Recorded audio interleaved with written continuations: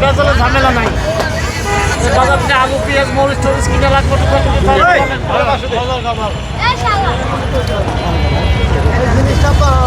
ভাই এখানে বিরিয়ানি কতটুকু?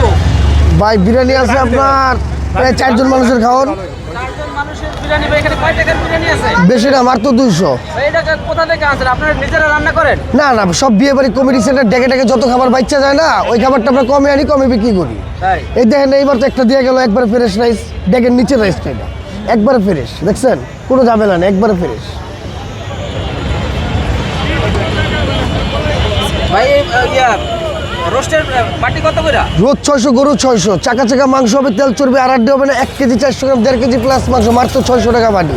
চাকা চাকা মাংস হবে, দেখেন এই যে সামনে রাখছি, দেখেন এই যে রোস্ট 18, 19, 20 পিস রোস্ট আছে, একবারে 18, 19, 20 পিস।